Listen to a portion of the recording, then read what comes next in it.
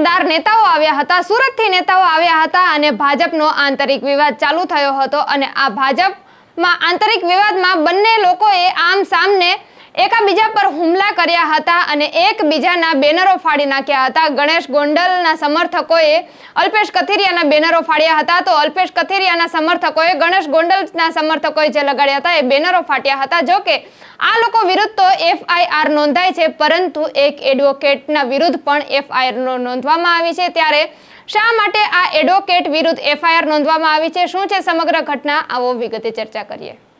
વૈષ્ણવજન તો તેને કહીએ જે પીડ પરાઈ જાનાને રે।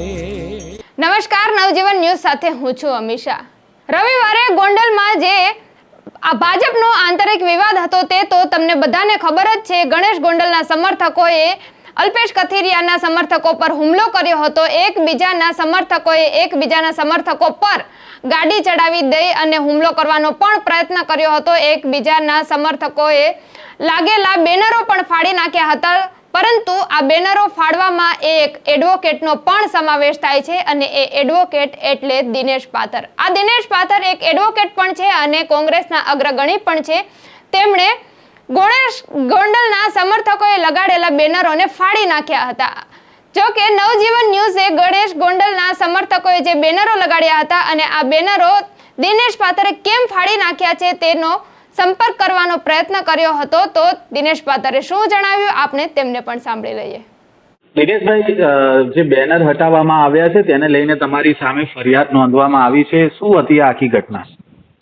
ઘટનામાં કહું તો એવું છે કે જ્યારે હું ઘરેથી નીકળી અને કોર્ટ તરફ મારો રોજનો રસ્તો છે, ત્યાંથી બાબા સાહેબ આંબેડકરના સ્ટેચ્યુ થઈને જઉં છું, ત્યાં અમારી ઓફિસ છે, એટલે જતો હતો અને અલ્પેશભાઈ કથિરિયા આવતા તો આખા ગુજરાતને આમ તો ખબર હતી, મને પણ ખબર હતી। એટલે પેલા હું સવારમાં કોર્ટ તરફ જતો હતો અને બાબા સાહેબ આંબેડકરના સ્ટેચ્યુથી નીકળ્યો અને મારી નજરમાં તો કે ભગવતપરામાં હોસ્પિટલ ચોક છે ત્યાં પણ માંડવા અને બેનરો લગાડ્યા હતા। તો મારે ફાડવા જોઈએ તો ગામમાં ઘણી જગ્યાએ મારી નજર સમક્ષ આ બેનરો આવ્યા, તો મારે ફાડવા જોઈએ બધા, પણ મેં બધા બેનરો હટાવ્યા નથી। ફક્ત ને ફક્ત બાબા સાહેબ આંબેડકરના સ્ટેચ્યુએ બેનરો માર્યા હતા ને બાબા સાહેબનું અપમાન સમાન મને દેખાણું અને એવું લાગતું હતું। એટલે હું ગોંડલ મેઘવાળ સમાજના ઉપપ્રમુખ તરીકે, બરોબર છે, અને એક એડવોકેટ તરીકે હું જાણું છું કે બાબા સાહેબ આંબેડકર તો ભારત રત્ન હતા અને બંધારણ ભારતનું ઘડેલું છે અને વિશ્વ નેતા છે, અને એનું અપમાન થતું ને ત્યાં કોઈ આવતું હોય અને એના દર્શન કરવા આવતું હોય તો એને રોકવા માટેના બેનરો ન લાગવા જોઈએ એવું મેં મારી ફરજ સમજીને હટાવ્યા છે। પણ આ બેનરમાં એવું તો શું હતું કે જેને તમે હટાવવાનું યોગ્ય સમજ્યું હતું?